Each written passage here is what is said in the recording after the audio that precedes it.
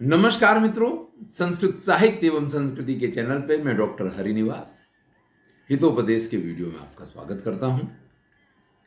वृद्ध जरदगव किस प्रकार से एक विलाव के चक्कर में पड़ के पक्षियों के द्वारा मारा गया, वो कथा चल रही है। एक पेड़ है, उसके ऊपर बहुत सारे पक्षी निवास करते हैं। वृद्ध जरदगव वो ऐसा गीध है जो इतना बूढ़ा हो गया है कि ना तो उसके पैर के पंजों में नाखून रह गए हैं। ऐसी स्थिति में वो कोई शिकार करने जा पाए वो स्थिति नहीं, क्योंकि आंखों से दिखाई भी नहीं देता है। तो जिस पेड़ पे वो रहता है उस पेड़ पे रहने वाले पक्षी अपने लिए जब खाना लाते हैं कुछ उसको भी ला ला के दे देते हैं। इससे उसका जीवन शांति से चल रहा है। एक दिन की बात है, उस पेड़ पे बहुत सारे पक्षियों के बच्चे होते हैं, इसलिए एक बिल्ली को, बिलाव को, मारजार को लालच आ गया। वो उन पक्षियों को खाने के लिए जब वहां पहुंचा तो पक्षी जोर जोर से चिल्लाने लग गए। अब पक्षियों के बच्चों की रक्षा करता है हमेशा ये गीध। तो गीध ने जोर से आवाज दी कि भाई कौन है यहां। मारजार के तो श्वास फूल गए कि भाग भी नहीं सकता हूं, अब तो प्राण गए। तो वो कहता है कि देखो, भय जब तक सामने ना आ जाए तब तक उससे डरा जाता है, फिर तो सामने किया जाता है। और फिर अपनी मीठी मीठी चिकनी चुपड़ी बातों में कि मैं तो आपका बड़ा नाम सुन के, आप धर्मात्मा हैं, मैं भी व्रत करते हुए यहां रहता हूं और आपके पास से धर्म का ज्ञान प्राप्त करने के लिए आया था। जब भी आपको किसी से कोई काम निकलवाना है, किसी को लल्लू बनाना है, किसी को वो करना, तो उसकी प्रशंसा शुरू कर दीजिए। वही कार्य यहां पे इसने किया है। और फिर कहता, मैं तो आपके अतिथि के रूप में आया था, आप अतिथि का स्वागत करने की जगह आप तो अतिथि को इस तरीके से बात कर रहे हो कि मैं मार डालूंगा, भाग जाए यहां से। अतिथि के साथ तो ऐसा नहीं किया जाता है। जो लोग अतिथि के साथ ऐसा करते हैं वो तो मान लीजिए कि सभी देवताओं का अपमान करते हैं। गृद्धो अवदत्, इससे आगे की कथा शुरू करते हैं। मारजारो ही मांस रुचि ही। तो वो गिद्ध कहता है, देखिए बिल्ली को हमेशा मांस में रुचि होती है। पक्षी शावकाश चात्र निवसंती, और यहां पक्षियों के बच्चे रहते हैं। तेन अहम एवं ब्रवीमि, इसलिए मैंने ये बात कही। भाई कोई दूध का धुला है तो किसी के माथे पे तो नहीं लिखा हुआ है कि बड़ा ईमानदार है। जैसे किसी के माथे पे ये नहीं लिखा रहता कि वो बेईमान है, ऐसे किसी के माथे पे ये भी नहीं लिखा रहता है कि वो ईमानदार है।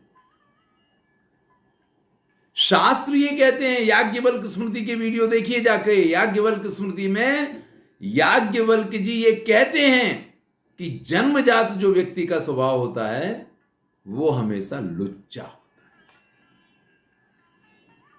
है। जन्मजात कोई दूध का धुला नहीं होता है। संस्कारों की वजह से, समाज के बंधनों की वजह से व्यक्ति सीधा चलता है। दंड संहिता जो है, अगर वो नहीं हो हमारे यहां अगर सामाजिक दंड का भय ना हो ना, तो हर व्यक्ति, जिसको कहते हैं ना कि अपने काबू में ही ना रहे, तो भैया ये बिल्कुल निश्चित है कि जो बिलाव होता है, बिल्ली जो होती है, उसकी रुचि मांस में होती है। और यहां जब पक्षी के बच्चे रहते हैं, उनकी सुरक्षा की जवाबदारी मेरी है। इसलिए मैंने ये कहा, तच्छ्रुत्वा मारजारो भूमि स्पृष्ट्वा कर्णो स्पृशति। उस बिलाव को तो अभी ये नहीं पता है कि इस गिद्ध को दिखाई देता है या नहीं देता है। तो वो तो उसको दिखाने के लिए बिल्ली जो है पहले पृथ्वी का स्पर्श करती है, फिर अपने कानों से हाथ लगाती है कि ये तो कैसी बात करते हैं आप, मैं और मांस भक्षण। अरे ना बाबा, तोबा तोबा तोबा, ऐसा तो हो ही नहीं सकता है। मया धर्म शास्त्रम सुत्वा, मैंने धर्मशास्त्रों को सुना, वीतरागेणेदम दुष्करम व्रतम चांद्रायणम अध्यवसितम, और फिर मैंने ये कठिन चांद्रायण व्रत धारण किया है। चांद्रायण व्रत पे मैं वीडियो बना चुका हूं। चांद्रायण व्रत क्या होता है, चंद्रमा जैसे घटता बढ़ता है ना, इसी प्रकार से भोजन जो है वो व्यक्ति का घटता बढ़ता है। ये व्रत पूर्णिमासी से शुरू करेगा, पूर्णिमासी को भरपेट भोजन करेगा, दूसरे दिन एक कौर कम हो जाएगा, ऐसे कौर कम होता होता अमावस का दिन आएगा, उस दिन पूरी तरीके से उपवास होगा, और फिर जैसे जैसे चंद्रमा की कला बढ़ेंगी, प्रतिपदा के दिन एक कौर खाएगा, द्वितीया के दिन 2 कौर खाएगा, तृतीया के दिन 3 कौर खाएगा, और फिर पूर्णिमासी आते आते यानी पूरे महीने ये व्रत चलता है। और ये बड़ा कठिन व्रत होता है, क्योंकि वैसे तो ये बात सही है कि व्यक्ति 14 से 15 कौर ही खाता है, इसी में उसका पेट भर जाता है। इससे अधिक जो लोग खाते, मैंने पहले भी कहा कि वो अपने पेट के साथ और अपने शरीर के साथ अन्याय करते हैं, अत्याचार करते हैं। चलिए, तो वो कहता है कि मैंने धर्मशास्त्रों को सुना है, और धर्मशास्त्रों को सुनने के बाद मेरे मन में जो वैराग्य उत्पन्न हुआ, वीतराग शब्द का प्रयोग किया है, उसके बाद मैंने ये चांद्रायण व्रत धारण किया है। परस्परम विवदमाना नाम अपि धर्मशास्त्राणाम अहिंसा परमो धर्मा इति ऐकमतम।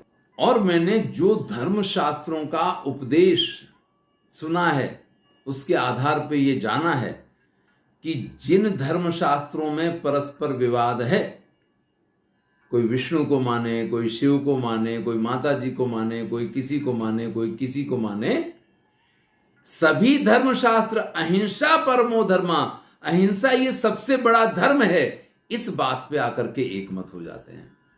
और जब ये बात क्लियर हो गई कि अहिंसा ही सबसे बड़ा धर्म है, तो फिर मैं हिंसक कैसे रह सकता हूं? मैंने भी धर्मशास्त्रों को पढ़ा है, इसलिए ये मांस वांस भक्षण ये तो अब मैं कर ही नहीं सकता हूं, मैं तो चांद्रायण व्रत करता हूं। सर्व हिंसा निवृत्ता ये नरा सर्व सहास्ये सर्वस्याश्रय भूताश्च ते नरा स्वर्गगामिना। अब भैया, मैंने कहा ना कि ऐसे लुच्चे लोग जो होते हैं वो बड़े विद्वान होते हैं, बड़े समझदार होते हैं, और खुद हो ना हो लेकिन दूसरों को समझाना उन्हें अच्छी तरीके से आता है। अब वो मार्जार गीध से कह रहा है कि भैया, जो सभी प्रकार की हिंसाओं से दूर हो जाया करते हैं, और जो नहीं सहन करने वाला है उन बातों को भी जो सहन कर लेते हैं। देखिए, हिंसा से दूर होने का मतलब ये तो चीज आपके सिर पे आई जाएगी। हिंसा किसी को मारना ही हिंसा नहीं है, किसी को मार देना ही हिंसा नहीं है। हिंसा जिस प्रकार से शारीरिक की जाती है, उस प्रकार से आप वाचिक तौर पे किसी को कुछ ऐसा कह देते हैं तो वो भी एक बहुत बड़ी हिंसा होती है।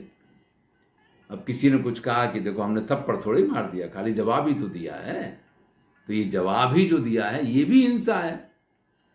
लेकिन जो सभी प्रकार की हिंसाओं का परित्याग कर देता है, यानी ना शरीर से हिंसा करता है, ना वाणी से हिंसा करता है, अरे यहां तक कि मन से भी हिंसा नहीं करता है, ऐसा व्यक्ति जो दूसरों के द्वारा किए जाने वाले किसी अपराध को सहन भी कर लिया करता है, सभी का जो आश्रय स्थान होता है, यानी सभी प्राणियों की जो हमेशा मदद किया करता है, उनका सहारा दिया करता है, ऐसे लोगों को हमेशा स्वर्ग की प्राप्ति होती है। ऐसे लोग सीधे स्वर्ग को जाया करते हैं। तो भैया, मैं भी अपने स्वर्ग का रास्ता बना रहा हूं, अब बिल्कुल अहिंसक हो गया हूं। एक एव सुहृद धर्मो निधने अपि अनुयाति शरीरेण समम नासम सर्वम अन्यत्तु गच्छति। व्यक्ति के जीवन में एक धर्म ही ऐसा है जो मरने के बाद उसके साथ जाता है। ध्यान दीजिएगा, मार्जार गीध को पटाने के लिए कितनी सुंदर सुंदर बातें कर रहा है। ये बातें मार्जार गीध से कर रहा है ये मत समझिए। कोई व्यक्ति जो आपको अपने वश में करना चाहता है, जो आपसे अपना काम नहीं करवाना चाहता है, या जो आपको ठगना चाहता है, वो भी इसी प्रकार से आपसे बातें करेगा। भाई, इस संसार में धर्म ही एकमात्र मित्र है। मैंने धर्म का अध्ययन किया है, मैंने धर्म शास्त्रों को पढ़ा है और अब धर्म का आचरण इसलिए कर रहा हूं क्योंकि धर्म ही एकमात्र ऐसा मित्र है जो मरने के बाद भी अपना साथ देता है। बाकी इस दुनिया की जितनी चीजें हैं शरीर के नाश के साथ सब नष्ट हो जाएगा। शरीर खत्म हुआ, घर किसका? शरीर खत्म हुआ, धन, 100 की नोट भी भैया साथ नहीं जाएगी। इसीलिए जब व्यक्ति की मृत्यु हो जाती है तो उसके कपड़े ही उतार दिए जाते हैं, कफन पहना दिया जाता है। क्यों पहना दिया जाता है? क्योंकि उसमें भैया कोई जेब नहीं होती है कि जिसमें कुछ रख के ले जाओ, और जो जेब वाले कपड़े होते हैं सब लोग बाग उतार लिया करते हैं। तो मरने के बाद इस संसार की एक कील भर या छोटी सुई की नोक के बराबर भी चीज तो आपके साथ नहीं जा सकती, ये तो निश्चित है। तो जब आप चीजें इकट्ठी करते हैं, जब आप वस्तुएं एकत्रित करते हैं, तो ये मान लीजिए कि आप सिर्फ इस जन्म की तैयारी कर रहे हैं, अगले जन्म की तैयारी नहीं कर रहे हैं। लेकिन जब आप धर्म का आचरण करते हैं तो आप अगले जन्म की तैयारी कर रहे हैं। जब आप श्रेष्ठ कार्य करते हैं तब आप अगले जन्म की तैयारी कर रहे हैं। तो गीत से वो बिलाव ये कह रहा है कि मैंने धर्म शास्त्रों को पढ़ा है और मैं जानता हूं कि मृत्यु के बाद सिर्फ धर्म ही व्यक्ति का साथ देता है, इसलिए मैं अब धर्म का आचरण करता हूं क्योंकि इस संसार में और कुछ ऐसा है ही नहीं जो मरने के बाद हमारे साथ जा सके। तो और किसी चीज का मुझे अब कोई लालच नहीं रह गया है। यो अति यस्य यदा मांसम उभयो पश्यतांतरम एकस्य क्षण का प्रीति अन्यः प्राणै विमुच्यते। और देखिए, मांस भक्षण तो बहुत ही बुरी चीज है।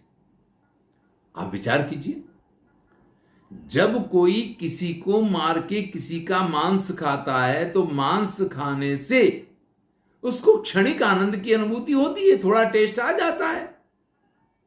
लेकिन उसके थोड़े टेस्ट के लिए एक प्राणी ने तो अपने प्राणों को गंवा दिया है। भाई, बड़ी सुंदर बात की गई, ध्यान दीजिएगा।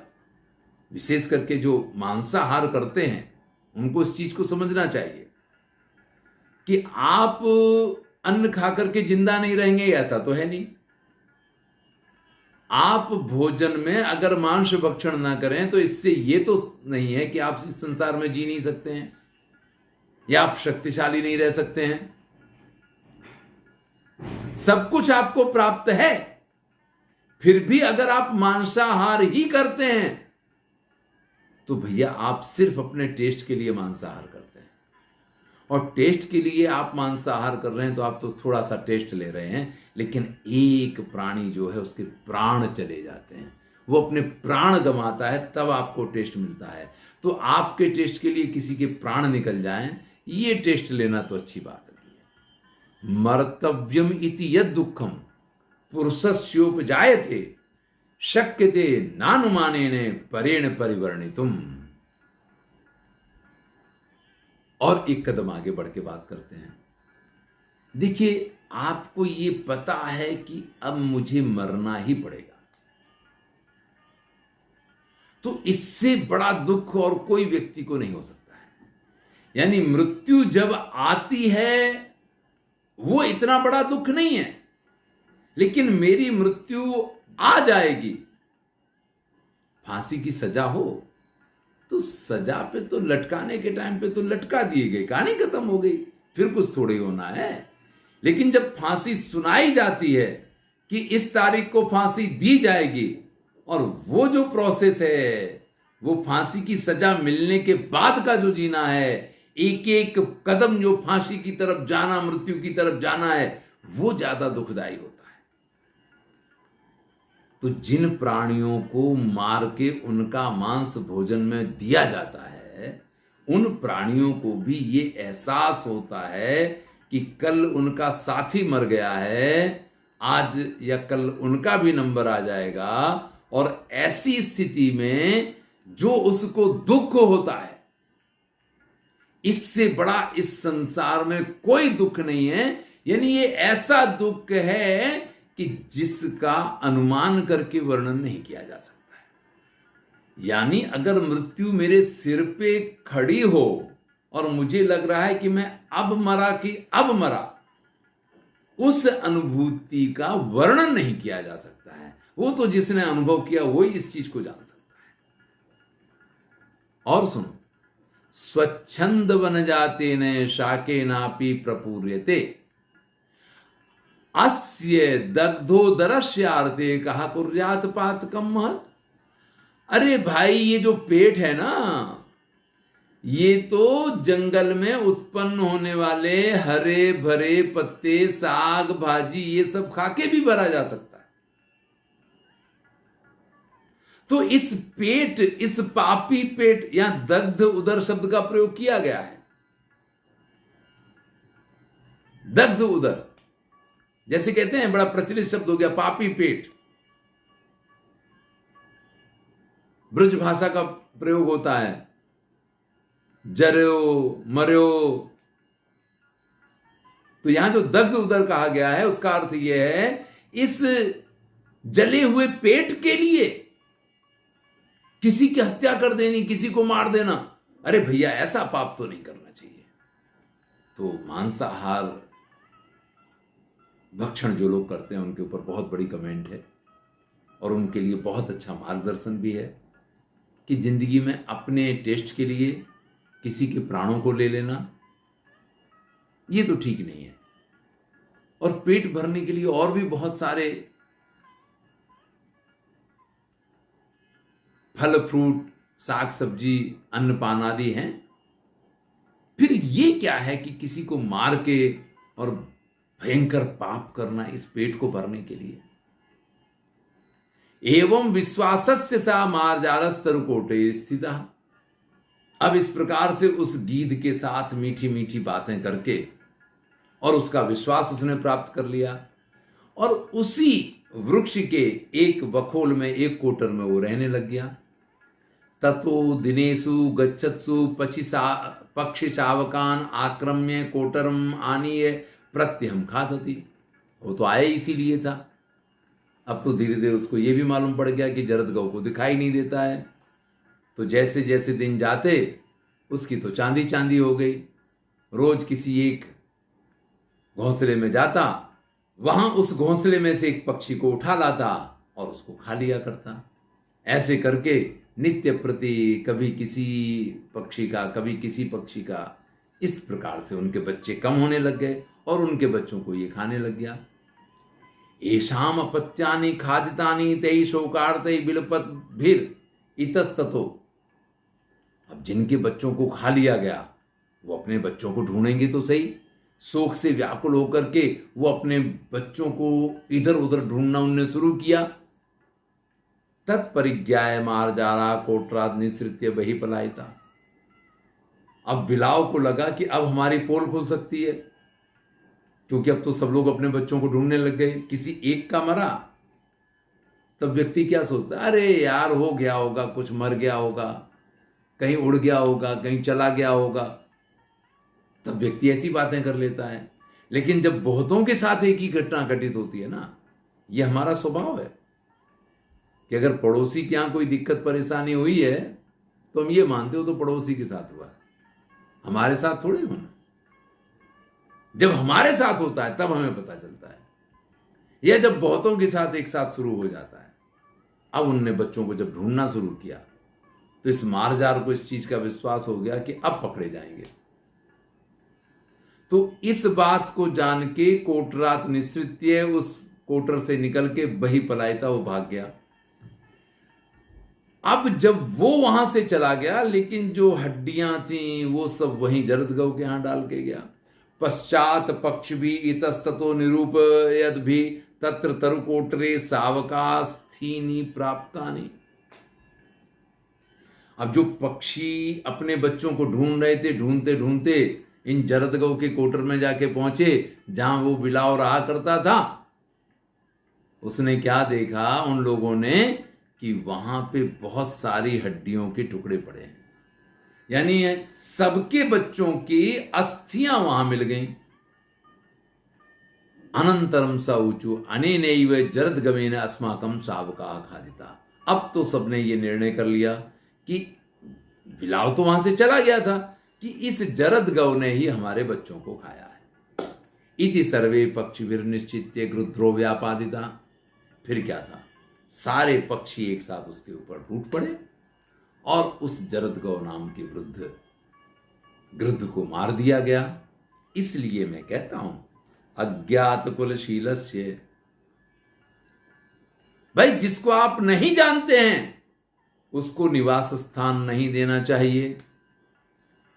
ये जो सुबुद्धि नाम का कौवा है ना, वो चित्रांग नाम के हिरण को ये कथा सुना रहा है, क्योंकि आज वो एक श्रृगाल को अपने साथ लेकर के आ गया है और उसको उसने वहीं निवास स्थान दे दिया है। तो भैया आप जिसको नहीं जानते हैं, जिसकी कुल और शील का आपको पता नहीं है, उसको निवास स्थान नहीं देना चाहिए।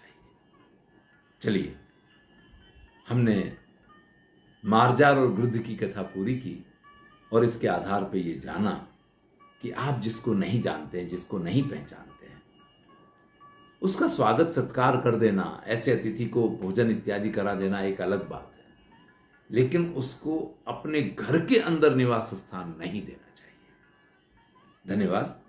मैं हूं डॉक्टर हरिनिवास। आनंद लीजिए, अच्छा लगे तो मित्रों के साथ शेयर कीजिए। पुनः पुनः आप सबका धन्यवाद।